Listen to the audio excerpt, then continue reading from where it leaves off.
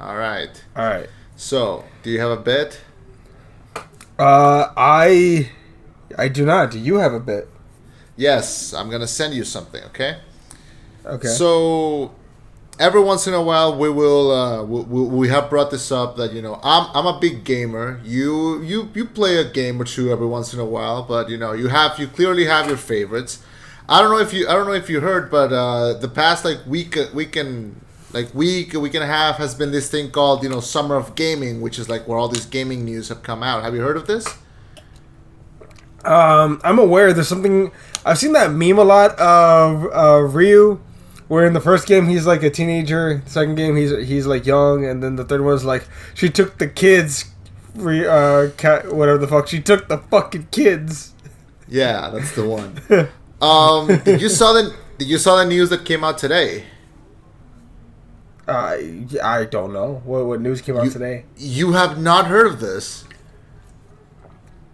What? I am shocked. I'm gonna send you a couple of pictures, okay? Okay. I'm gonna send through you, and you tell me how you feel about that. No. Wait. Is this a remaster or a sequel? Check out that PS5 model, bro. What do you think? Is this a remake or a sequel? I don't know. I need some. Oh god, that's the armor from the third one. There's no way that's a sequel. That's landing gear. Jesus, that looks beautiful though. Oh my god, can you see me through the camera right now? I can see you through the camera. Yeah. Oh my god. Oh, I might buy a PS5 just for this. I mean, what better reason to get in debt than for Jack? All right. Oh, so, man. Yeah, I thought you would be the first to know. Yeah. How do you feel? I'm very nostalgic at the moment. Very nostalgic at the moment. Because wow. Dude, it looked crisp. He looks crisp. Jack the 4, boy looks question crisp mark. as fuck. Okay. So I just wanted you to see that. See how you felt. Because today, so Naughty Dog took the time to today announce that they were, in fact, remaking The Last of Us. They're remaking it again. And they were like, oh, we're going to work on some other stuff. And then they just showed a bunch of pictures and then they left. So, yeah. Interesting. So they're doing updated versions of Jack's 1, 2, and 3, I assume? No idea. They just show the pictures and they dipped. Dude, oh my god. Like, what? Just do Jack 4. They're like, well, we don't want to do a kid style. Motherfucker, you just proved that you can use the same models as the original and go forward. Just use the same models. No, use these models. Look at that beauty. Like that. That's a beautiful model. That's what I'm saying though. They're like, well, because when they came up with concept art for Jack 4, they were like, it looks way too real. They were going through a realistic phase, right? Yeah. And it's like look here. I'm gonna show Chema real quick, folks. Google Jack 4 concept art, and you'll see. And Chema, look at this. See? Yeah, that looks a little too realistic. It's a little too realistic. Like it's like they're going full Last of Us. Like, look, that's cartoon. That's like the realistic version. Just stick to the fucking cartoon. Like, you already have the models. Like, you don't need to design new shit. Yeah. So yeah. And I get it though. They were going through a Last of Us phase, but like, no mas. It's serious when Eddie busts out the Spanish, the little Spanish that he knows. God damn it, Jack 4. Okay. All right. Well, more news to come, I guess, and we'll see how that goes. Okay, you know what, folks? I'll tell you what. I'll make y'all a deal right now, Chema. You can hold me to this, assuming that we're still alive and this actually happens.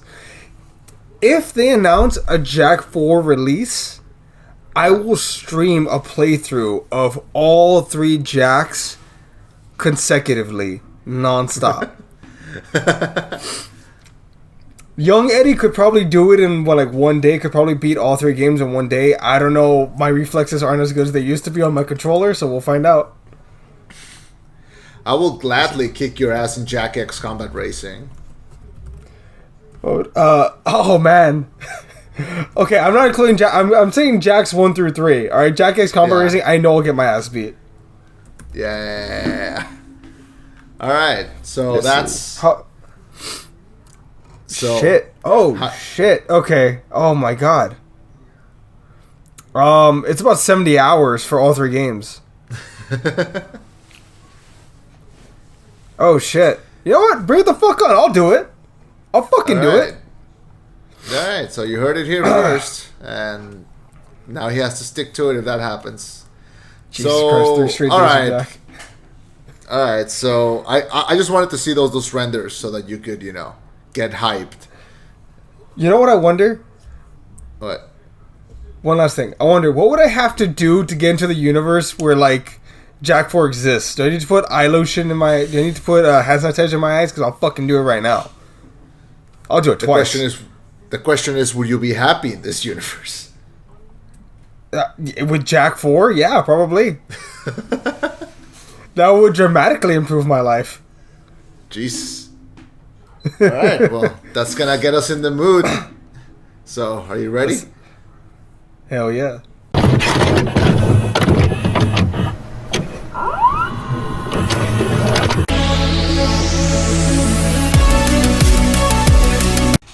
Do it. Thank you for welcoming us into your headphones. My name is Chema. And I'm Eddie.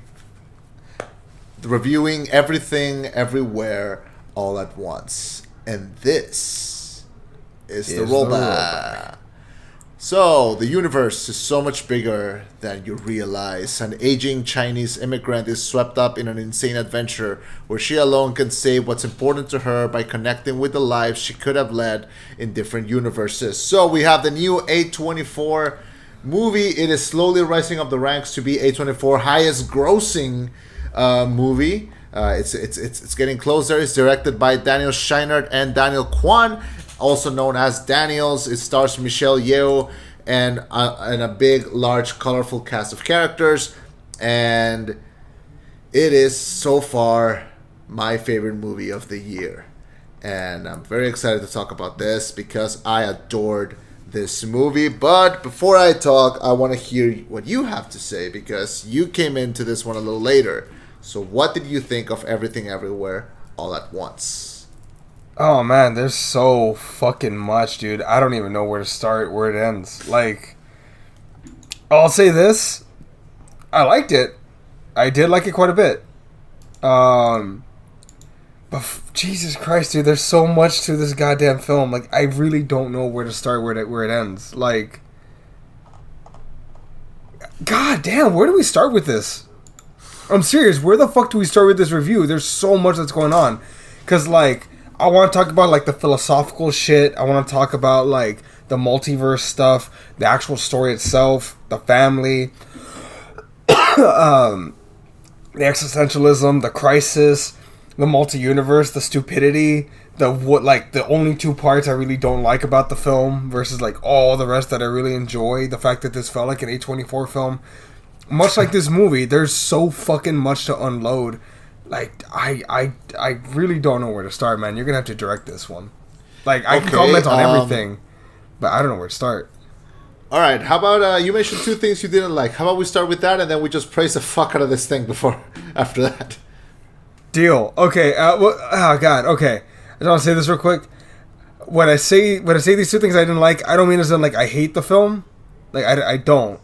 It's just there's only 2 parts of the film that I'm if they had cut these 2 things, I would have been okay with it. Okay. And they're the only things that drag it down for me. Is this one, the hot dog universe, where everyone has hot dog fingers? You take that back. That was fucking beautiful. No, see, here's the thing. That was funny the first time. The first joke where she's nah, she can't fight because she has T-Rex hands. That was funny the first time.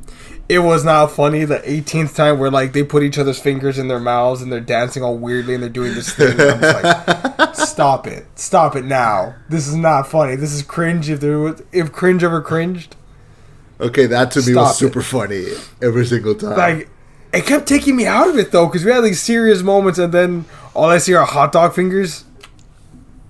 I'm sorry, that kept throwing me out. There was that and one other thing. So in like the third act, there's montage after montage after montage, you know, of the husband showing how much he cares and loves and why, of their montage of the daughter, montage of the grandfather, montage of the mother. But then we get one weird one where like when she's going up the staircase to try and get to her daughter, and she starts fulfilling everyone's happiness, from chasing down the raccoon to like spanking one of the dudes, like. She does all of them, and I'm like, oh, God, we could, like, I don't know why. There was so much cringe in that part. I'm like, we could have skipped this one part.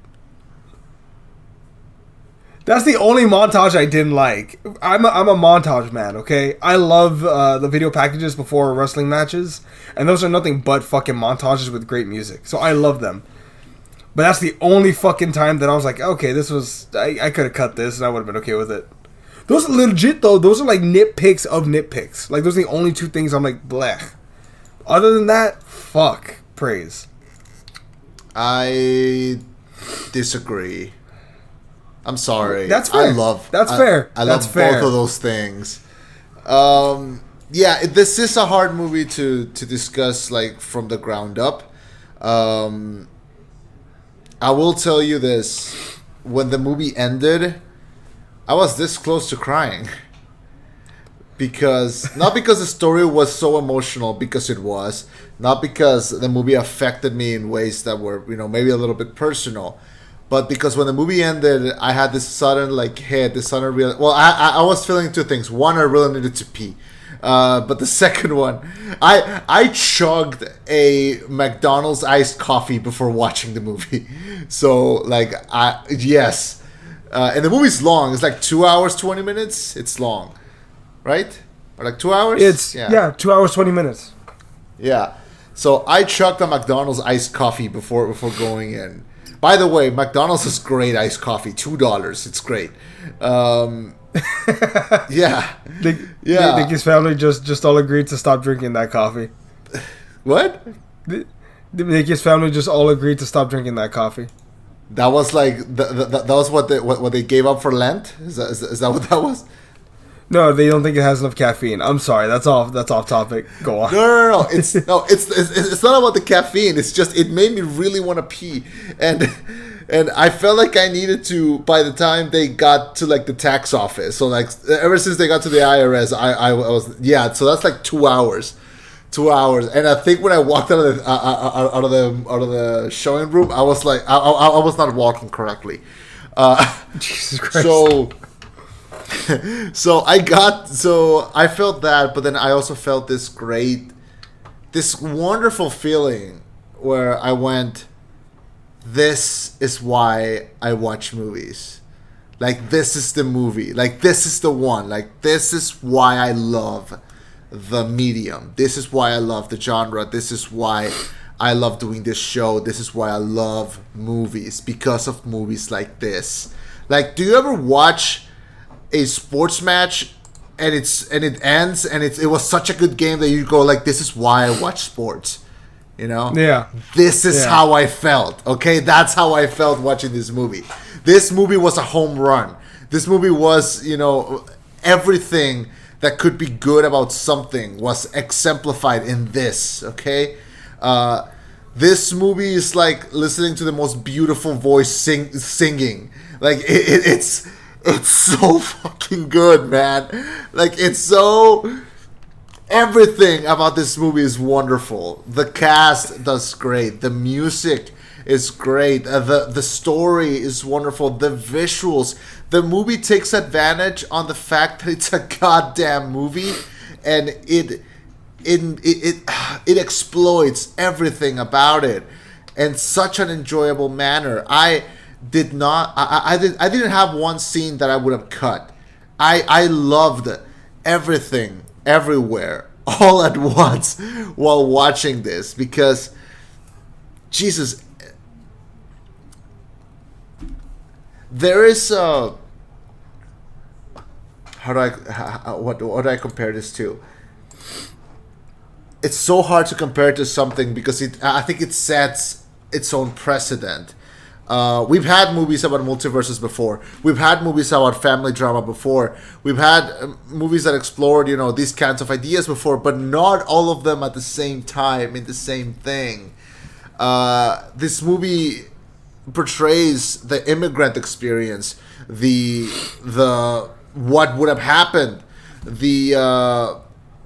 a lot of things. It plays them all into this wonderful little flick that also manages to be a great action movie. The effects are fucking wonderful. Jesus, it's so subtle and so fun and so weirdly unique. It's so weird. And I know that I'm going to get that when I see an A24 movie, but this is as weird as they get, and I commend them for it. I will survive a million other prequels and sequels and shit if I could have one more original IP like this one. And I don't know if I'll ever get one again. But, I'll watch the Marvels and I'll watch the Top Guns and I'll watch the other. But Jesus Christ, give me more of this, Man, can I ask you a quick question? Damn, that was a hell of a rant. I loved it, man. I love this movie much. I'm glad you did. Let me ask you this: with this, if tomorrow we redid our top 10 films of all time, personal top 10 films of all time, if tomorrow we decided to redo it, would this film have a place on there? Probably. Oh shit! Possibly. Oh, damn. Possibly. Maybe it's because it's still new. Okay. Recency bias. Because it's still new. Maybe it's recency bias. It could be. But did you see this goddamn movie? Did you see this? There was a moment, I can only remember ever the Batman giving me this moment also, where I was watching this and I'm like, this is someone's masterpiece. Yeah. Like this is someone's magnum opus. I don't see... They can go in a different direction. From what I'm seeing here, I'm looking at the history of the directors. They've only directed one other film together, feature film together. Swiss Army Knife, yeah, Swiss Army Man, yeah. And, okay, you shot 2 films. Both films critically acclaimed. Both films so widely fucking different, it's not even funny. Yeah. Which also, these guys direct the way I close my eyes. I'm gonna get a little personal here for a sec. Okay. I fucking love it when we get personal here. Hell yeah. So folks, my brain keeps running even when I close my eyes. I'm not talking chores or things I gotta do. I'm talking I see images when I close my eyes, and it keeps changing. The image keeps moving. I'm watching my own personal film behind my eyes. Right? It goes from a skull into a butterfly into this. Does that make sense? Yeah, absolutely. Right? So, in that same fashion where shit just keeps changing and moving and transforming and nothing's ever the same for 2 seconds and whatnot, in that same sense, this film is the same way. Every few seconds, it's changing, it's moving. We jump from one universe to the next. It's a different location, different look. It's constantly in motion. And in that facet, I fucking loved it. And I love the concepts, too. Somehow, this is a multiversal film that manages to fully fucking explain the concept, how it's done, their reasoning, the plot. They do everything so simply, so quickly, you can't not follow it. Yeah, that's the same thing I said when I walked out of this. I went, this is so easy to follow, so easy to understand. It's not so overly complicated. They make it so simple. And to the point, it's like a video game. Every after the first level, you get the hang of it, and you immediately feel in the shoes of this character.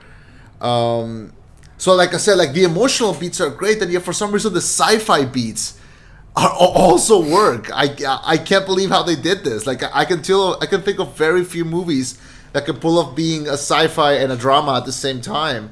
and this one manages to do so. I think just this and like About Time and like a couple other ones, but very rarely does it work. This film also manages to pull like ridiculousness seriously. Yeah. Like when we're first introduced to Joy being the villain, like multiversal Joy being the villain, and she's like transforming everything. Like, can't is not a word I don't recognize. It's you don't want me to, but can't is not. And she turns him into confetti. She like a guy swings at her, and like she starts dancing like shit that could never fucking happen. She's like she's molding and transforming the universe and bending it to her fucking will. Yeah, it's insane. And then the ridiculousness of the bagel. And like, I put everything into that bagel. And now it's a multiversal black hole that will kill everyone and everything. Yeah. Like, they're so fucking much. I legit was the only one laughing twice. Like, the theater was dead quiet and I just went, and I couldn't help but laugh. Yeah. First time was when the wife, I don't want to refer to her as the wife. What is her name exactly? Miss Evelyn? Michelle Yeoh? Evelyn. Yeah. Yes. So when Evelyn tells her husband, I saw my life in another world without you. It was beautiful. I wish I could show you. And then he passes out, and then she's like, no, come back. I want to tell you how great my life was without you. Legit, like, I'm the only one that was laughing at that part. I was laughing my ass off hard during that part. I was laughing at that scene too, yeah. Also, can we talk about Mr. So Evelyn Wang, Michelle Yeoh? Michelle Yeoh, yeah. So her husband, played by Ke Kwan. Fucking both of them like standout Oscar-worthy performances, and I will fist fight someone for that. Take the Oscar from Will Smith, hand it to this guy already. Do you know who this guy is? I didn't. I've done a little bit of research since it came out. I was curious. I know he's a stunt coordinator. He worked on all the stunts in the film, which he deserved it. Also, all the Universal acclaim. Yeah, he fucking deserves it. So he was the little kid in the second Indiana Jones movie. What? That was him. The one with the little Yankees cap? No. No, that's him. Oh my god, he plays Short Round. He's Short Round, yeah. Oh, and he's in the Goonies? Yeah. Oh man, this kid, honestly, he might get an Oscar before Harrison Ford. So he retired after he did Goonies, and he stopped acting, and then he came back for this. This is his first film since the Goonies? Yeah. What the fuck? What was he doing for all these years? He was a stunt coordinator. He did other things, but yeah. But like, he hasn't acted since. Wow. I guess you don't have to act all the time. Wow, Daniel Day-Lewis, you've been trying too hard.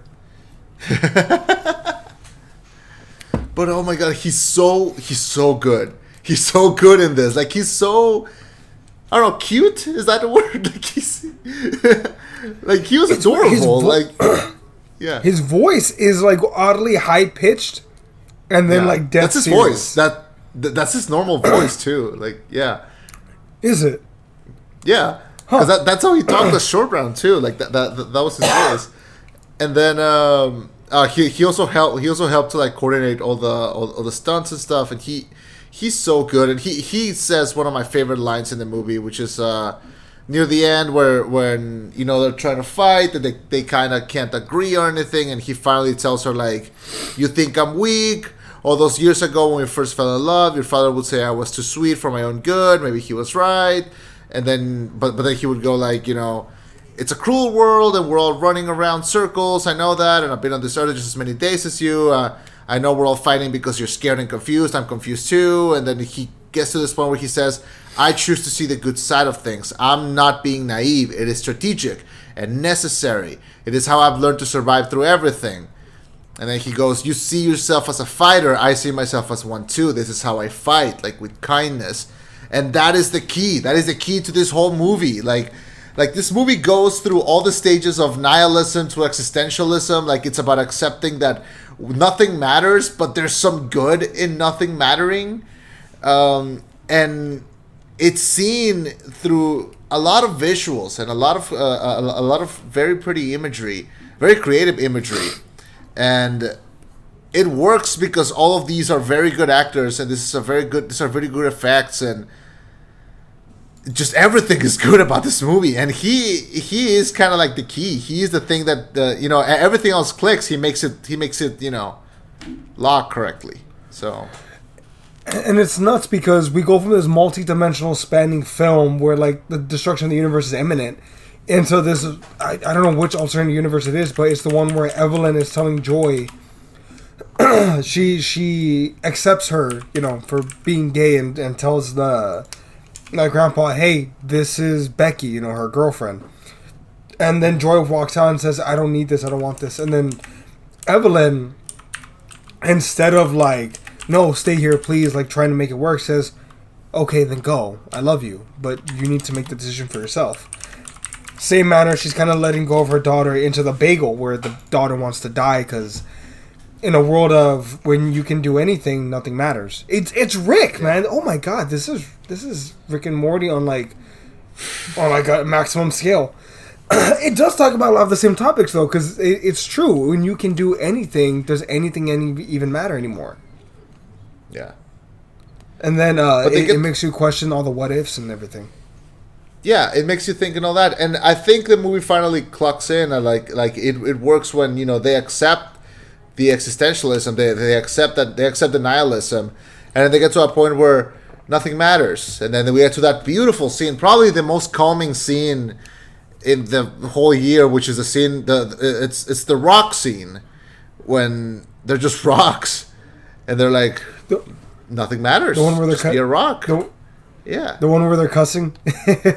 Yeah, it's like I'm just a fucking rock. Language, Mom, we're rocks. It was a fucking joke. Ha ha ha ha ha. Yeah, but it's like the movie could end there, and all the A24 kids could be like, oh, beautiful, but no, the movie goes an extra mile, and it's like, no, we're not gonna be negative. It's like, yes, we accept that nothing matters. But that means that all this nothingness can be filled with kindness and with love, and that is the thing that makes the movie tick. It's the thing that makes it work. I cannot wait to force the people that I love in my life to watch this so that they can feel so bad about everything. It's gonna be awesome. Well, you mentioned a few of the things that touched you. Was it the immigrant, the story, the immigrant story? It's the immigrant story. I mean, there's a lot of that there. I think everyone with a family can relate to everything that happened in the movie, like at some point. But it's hard to not make it about race. It's hard to not make it about the immigrant story. It's hard not to. But that doesn't mean that it's niche or that not everyone can relate to it. I think everyone who watches this movie will find something they'll like. I cannot imagine someone disliking this, and you can quote me on that. I mean, I completely agree with you in that capacity, man. Like, I can't... I love the concepts, and everything that this film gets right, it doesn't just get right, it knocks it out of the fucking park. Yeah. Like, the whole multiversal idea of, like, what's the little thing that would have changed to make you this completely different individual, which... I can't speak for you, but I can speak for myself. That is genuinely something I think about daily. How different would my life be if I had gone this way or that way, if we had had that choice? Playing the what if game occupies a lot of my free time because I'm so dialed in at work that I can run on a script. I can be having a completely different conversation in my head while I'm like, here are the 4 protections that we offer. This is, you know what I mean? Yeah. So this movie was so fulfilling in that capacity because it's like I get it, and like these are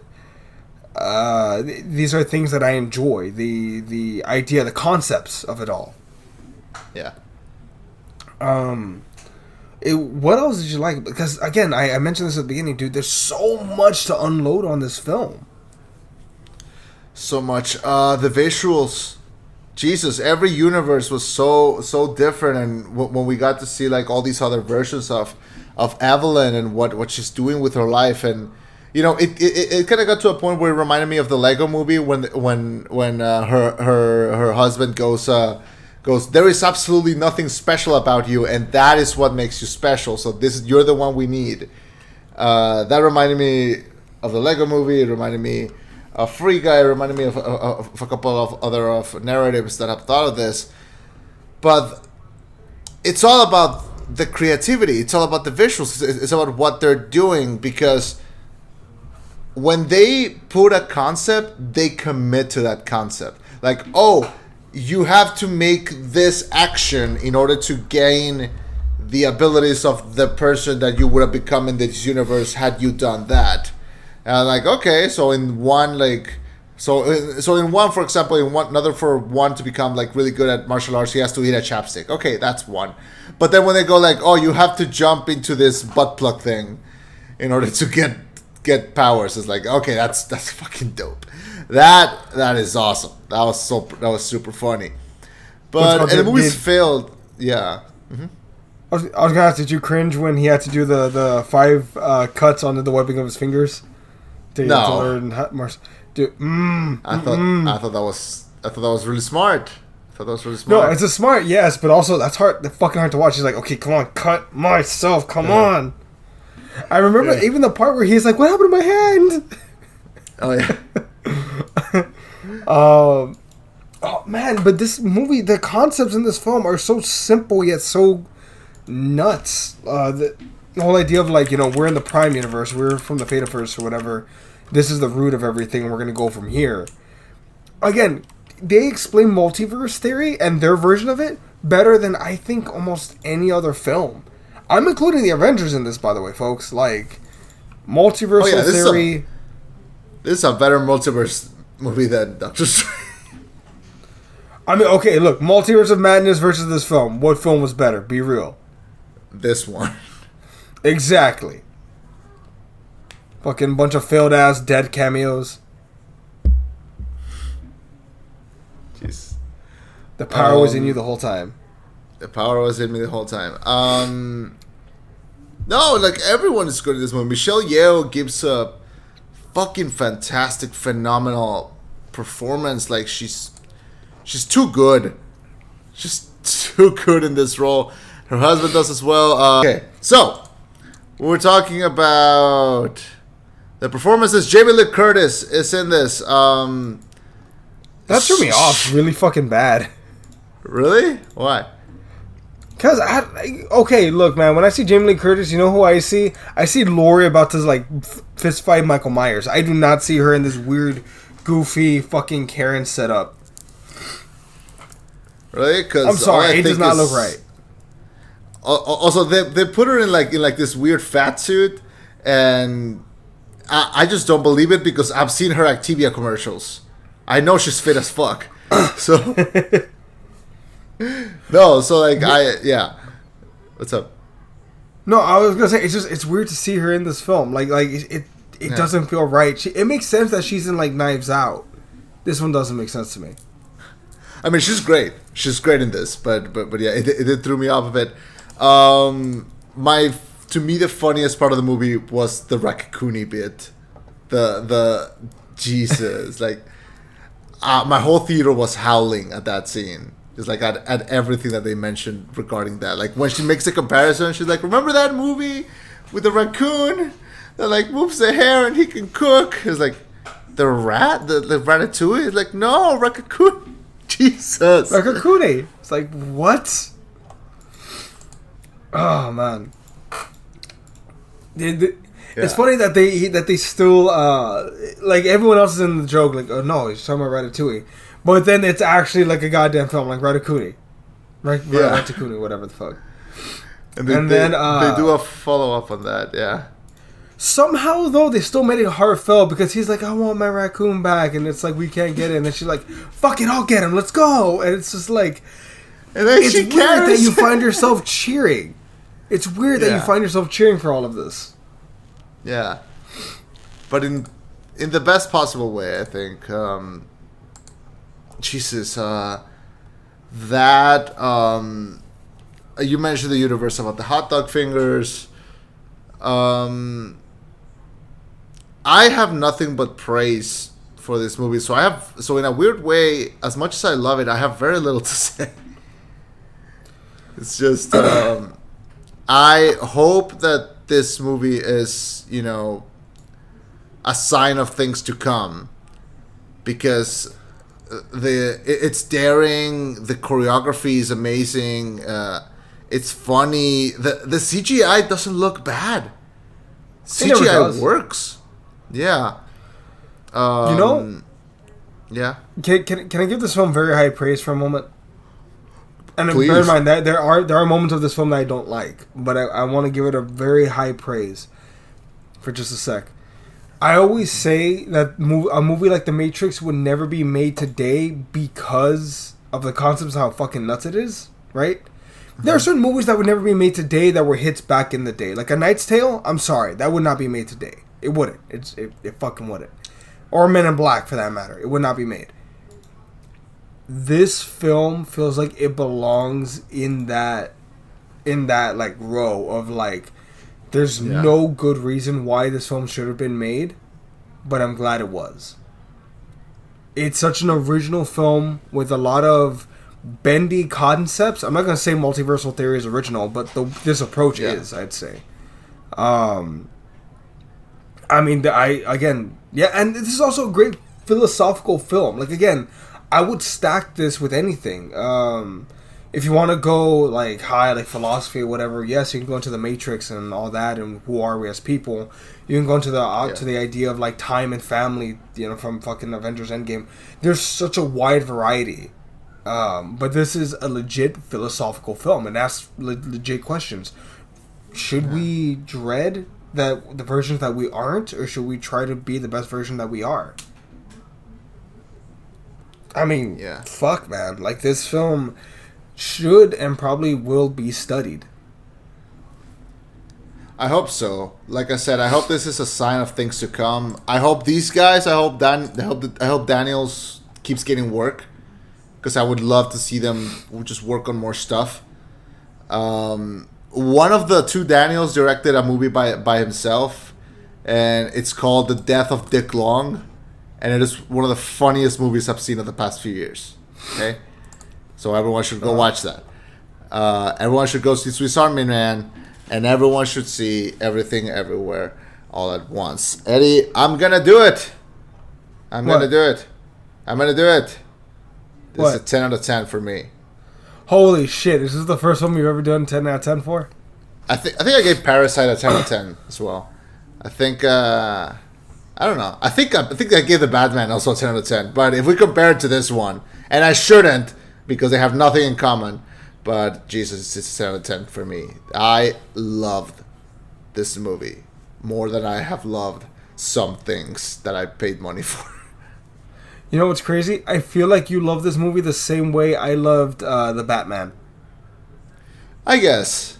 But I also love The Batman, so, yeah. No, but like you know how it, like, I can't... Dude, I've probably seen The Batman like 7 times at this point. Jesus. And I'm still not tired of it, and I can watch it again right now. Like, that's how much I really like that movie. Yeah. Exactly. Yeah. This film also does have a lot of rewatchability, too. Like, I'm sure... There's a lot that we missed in the first viewing that we'll get in like the 10th viewing. Yeah, and I'll watch it 10 times. Like, I loved it that much. So Did you see it? Did you see it in theaters? I saw it in theaters, yeah. Nice, okay. It was actually available on VOD, but me and Nicky went to go watch it. I was like, let's go to theaters. Like, I feel like this is one of those films, and I'm glad we did. It hasn't come out here. Like, I saw it when I was over there visiting.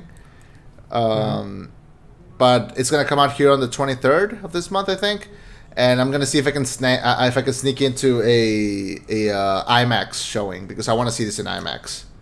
Oh man, hey, take some recreational drugs before you go in there. I might be really emotional, so I probably shouldn't. I feel like I'll do that if I watch it at home, but after watching it again on IMAX, I want to experience it.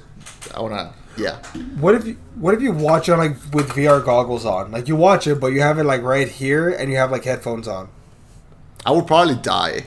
I would probably explode. I mean, the visuals in this film are fucking phenomenal. Like, I can't... with the exception of the fucking hot dog fingers, for some reason, it irks me. With the exception of that part and the fucking... that one montage, great movie. I can guarantee you something. You're gonna think of this movie every time you see a hot dog. You're not wrong. You're not fucking wrong, but like... You're gonna think about this movie when you see a rock. And you're gonna think about this movie when you see googly eyes. Like it's gonna become synonymous with it. So that's great.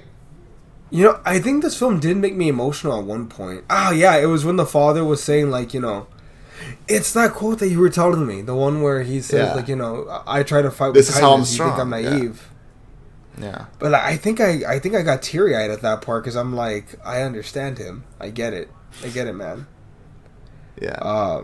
Not to say he's the main character of the film. By no means. You know, this is Evelyn's show, but like his whole like stance on like on kindness, I respect that. And the memories are shot so vividly. I want to prop the director for a sec, because also the way that those memories are shot looks beautiful, and it feels like you're actually watching a legit memory, and it kind of hits you in the heart, because I think we all have those moments where, like, you know, spending time with our parents, you know, joking, playing around.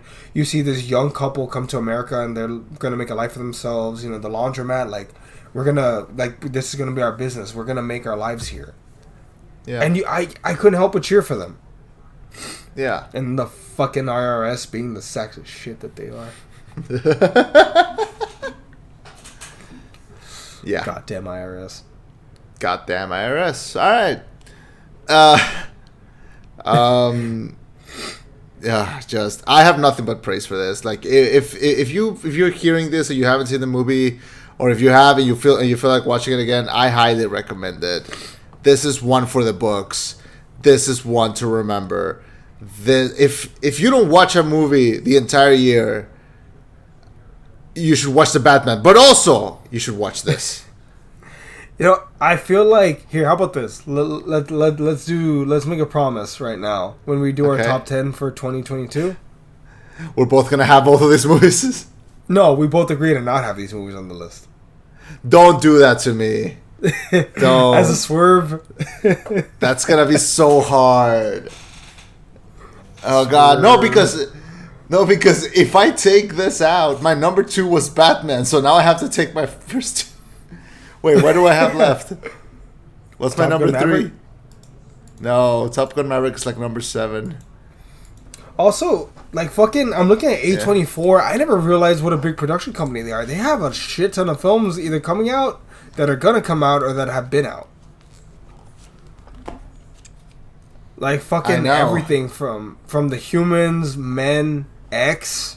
X actually made a lot of sense. The Green Knight, Zola, Boy State. Like, there's so fucking much. Uncut Gems, obviously, Waves, The Killing Team. There's so many movies that they've done. Skin? Oh, man. Skin. Remember that A24 won Best Picture with Moonlight. So, they are Best Picture winners. I mean, I can't believe that this is their highest grossing film and it's only grossed $80 million. I'm not saying it's bad. I'm saying, like, I can't believe it's such a low bar. I don't think it's their highest grossing yet. I think it's about to be. It is not? Okay. Yeah, their highest grossing was Hereditary, but I think... I remember it being on par to, like... Yeah. According to this, let me see. It was Uncut Gems at 80 million, and this one just broke Uncut Gems. Oh. Let me see. Hereditary only grossed... Didn't Uncut Gems... 80.2. Didn't Uncut Gems came out on Netflix? How did it grow so much? It also came out in theaters. Let me see. Oh. Hereditary grossed 80.2 mil. Uncut Gems only grossed 50 mil. Huh, that's actually a pretty low bar. This one grossed 80.9 mil. So, I mean, this one is number 1. Okay, good. But yeah, so this film. Goddamn this film. Goddamn this film. You want to score it? Jesus, this film, I would give it an A. It's a legitimately great film. legitimately. Like I said, I don't feel, weirdly enough, I loved it so much, and I think it's my favorite movie of the year, and yet just go watch it. Really, that's it. That's the lesson. Go. That's the lesson we learned today, kids. Go watch it. I'm down. I am 110% down. All right.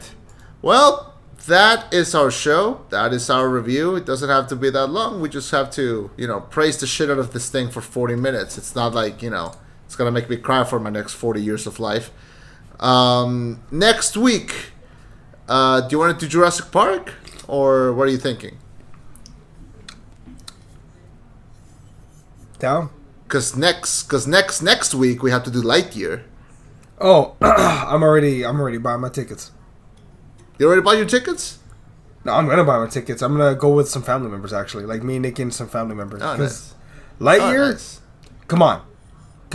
Yeah, it's like a Toy Story movie. Come on.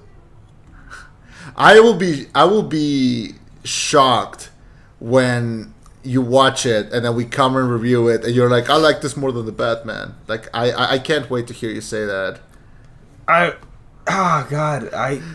It's technically a Pixar film, right? It's not Disney, it's Pixar. Yeah, I'm sure it'll be great then. I'm sure it'll be great then. How fucking lucky are you that you get a Batman and a Buzz Lightyear movie on the same year? Oh, you are honestly, so fucking lucky.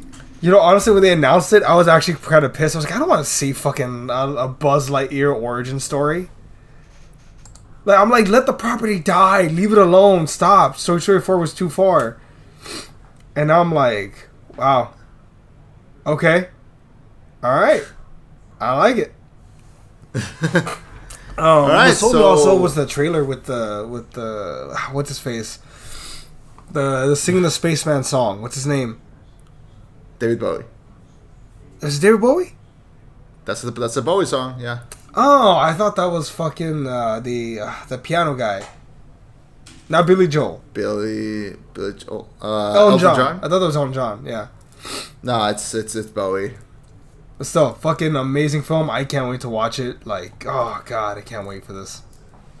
All right, so we're gonna jump into Jurassic World and then Lightyear, and then we'll see, and then we're gonna. I guess the summer is starting. The summer is catching on. It is so fucking hot. So I think go to after theaters. Lightyear's There's Thor, AC no? there. Yeah. After Lightyear, it's Thor. Hell yeah, dude. Oh man, we're gonna have a good summer. It's gonna be a good summer. Dude, that makes so much sense. Guess who's playing Zurg? I don't know who's playing Zurg. James Brolin. That's fucking great. That makes so much fucking sense. The dude's 81. Yeah, perfect. Okay, perfect. Yeah. I love it. Oh my god. All right, folks. All right, mate. That's gonna cut it up. That's gonna cut it up. Thank you so much for watching. Thank you so much for listening. You can find us on iTunes and Spotify and YouTube and a lot of places. And we are available. If you see a review of a movie that you remember liking at some point, go ahead. You might enjoy what we have to say. Please leave your comments. Please let us know what you think. This show is your show, so let's share it. Eddie, is there anything else you want to add before we kindly fuck off? One last thing. Give weird movies a chance. Always. Give trust me, weird movies a chance. I would have never seen this film if Chema hadn't pushed for it, and I'm glad I saw it. So I'm gonna give weird films a chance. It's A24. If you don't like it, you'll at least remember it. You'll at least get something original. I mean, yeah. Oh my god, what if they made an A24 superhero film? I guess give them Martian Manhunter or Raven. That could be cool. Oh my god, give them Raven. That'd be awesome. What would be the closest thing to an A24 superhero movie? Hereditary. I guess this. I guess this would be the closest to a superhero movie. This or maybe Green Knight, or I don't know. Either way, Something great like fucking that. film. Great fucking film. All right. So that was it. That was the show. Thank you so much for watching. My name was Chema, I've been Eddie, and this was the rollback. With a reminder. Give weird movies a chance. That's your reminder. There you go. Give weird movies a chance. Bye, everybody.